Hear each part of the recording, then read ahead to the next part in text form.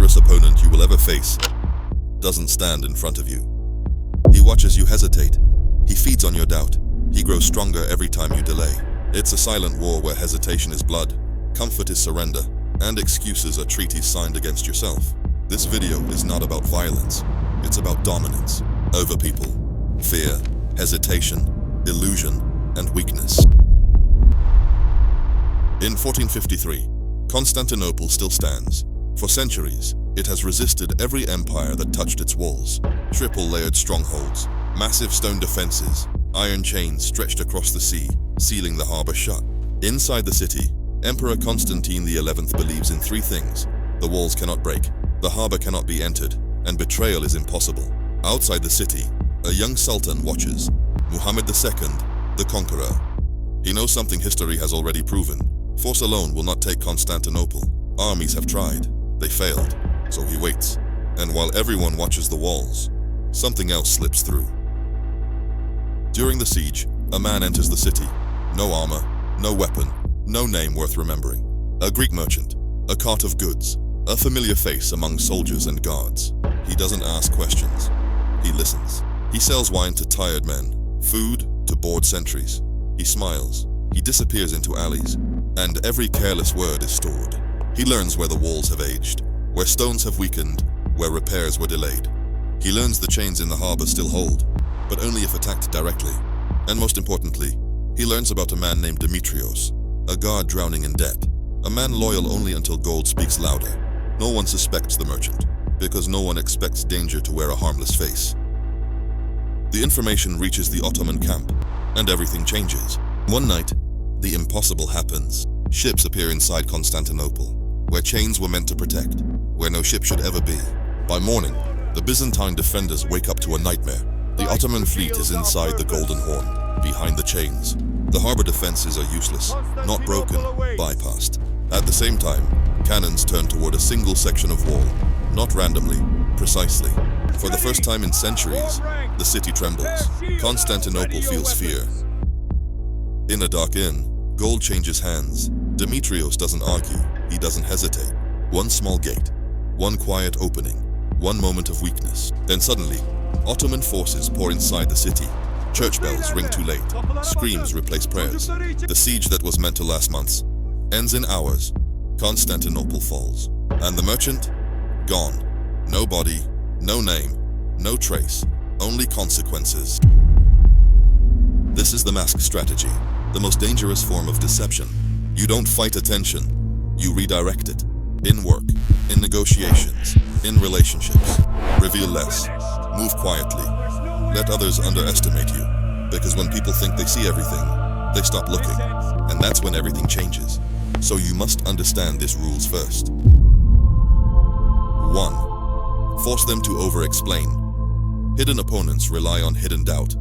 They want just enough confusion to deny responsibility, so you don't accuse, you don't confront. You ask neutral, innocent questions. Help me understand that. Can you clarify what you meant?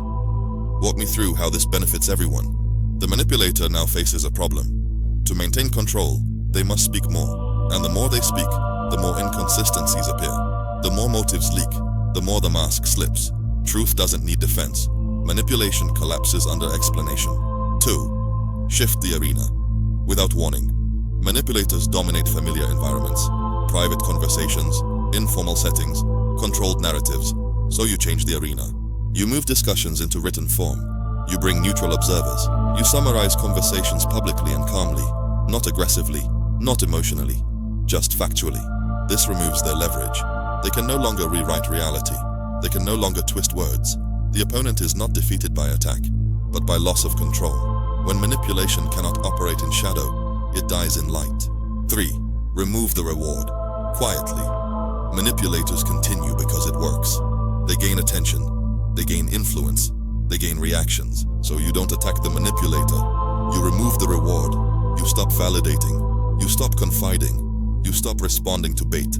You remain polite, professional, detached. Over time, the manipulator redirects elsewhere, toward easier targets.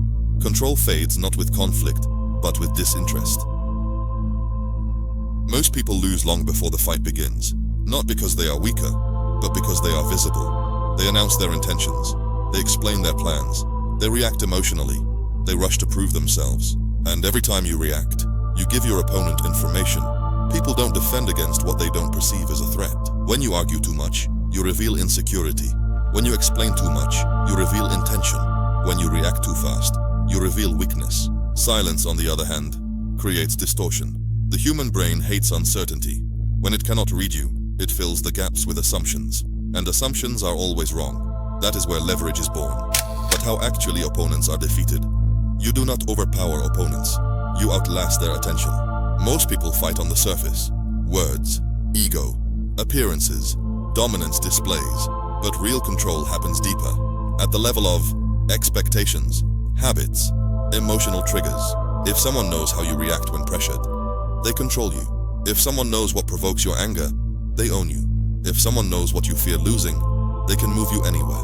So the first conquest is internal. You train yourself to pause instead of react, observe instead of explain, delay instead of rush. Every delay frustrates the opponent's prediction model. Every calm response breaks their rhythm. Every unreadable move forces them to guess. And guessing is where mistakes happen. In real life, opponents are not always enemies. They can be a manipulative coworker, a rival who wants your position, a person who benefits from your hesitation, a system that profits from your weakness. They expect you to seek validation, defend yourself emotionally, show your hand too early, so you do the opposite. You let them talk. You let them assume. You let them underestimate. Not because you are passive, but because you are gathering data. People reveal everything when they feel safe. Their ambitions, their fears, their pressure points. And once revealed, the dynamic flips. You stop chasing outcomes. You start shaping environments. You don't confront directly. You position indirectly. Because the one who controls perception controls movement.